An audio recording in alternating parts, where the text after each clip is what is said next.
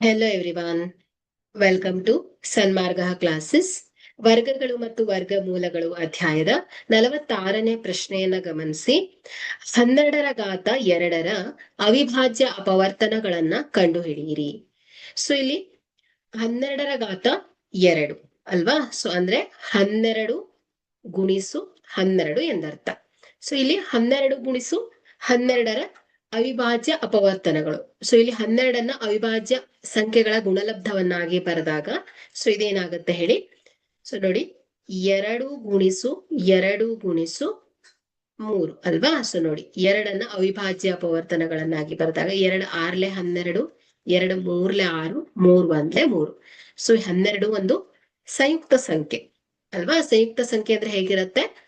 ಒಂದು ಸಂಖ್ಯೆ 1 ಮತ್ತು 2, 1 ಮತ್ತು 1ಕ್ಕಿಂತ ಹೆಚ್ಚು ಅಲ್ವಾ, ಅಥವಾ 2ಕ್ಕಿಂತ ಹೆಚ್ಚು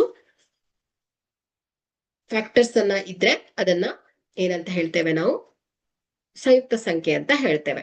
ಸೊ ಈ ಒಂದು ಸಂಯುಕ್ತ ಸಂಖ್ಯೆಯನ್ನ ನಾವು ಅವಿಭಾಜ್ಯ ಅಪವರ್ತನಗಳ ಗುಣಲಬ್ಧವನ್ನಾಗಿ ಬರೆದಾಗ 2 ಗುಣಿಸು 2 ಗುಣಿಸು 2.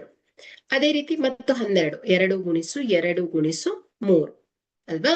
ಸೊ ಹಾಗಾದ್ರೆ ಇಲ್ಲಿ 2 ಗುಣಿಸು 2 ಗುಣಿಸು 2 ಗುಣಿಸು 2, 2 ಗುಣಿಸು 3 ಗುಣಿಸು 3 ಅಂದ್ರೆ 3 2. ಓಕೆ, ಹಾಗಾದ್ರೆ ಇಲ್ಲಿ 12 ಅವಿಭಾಜ್ಯ ಅಪವರ್ತನಗಳು ಏನಾಯ್ತು ಹೇಳಿ? 2 ಗುಣಿಸು 3 2. ಸೊ ಇದನ್ನ ಗುಣಲಬ್ಧವನ್ನಾಗಿ ವ್ಯಕ್ತಪಡಿಸಿ ಅಂತ ಹೇಳಿದ್ದಾರೆ. ಸೊ ಹಾಗಾಗಿ 2 ಗುಣಿಸು 2 ಗುಣಿಸು 2 ಗುಣಿಸು 2 1 2 3 4 ಗುಣಿಸು 3 ಗುಣಿಸು 3 ಆಗಿರುತ್ತೆ. Okay, thank you.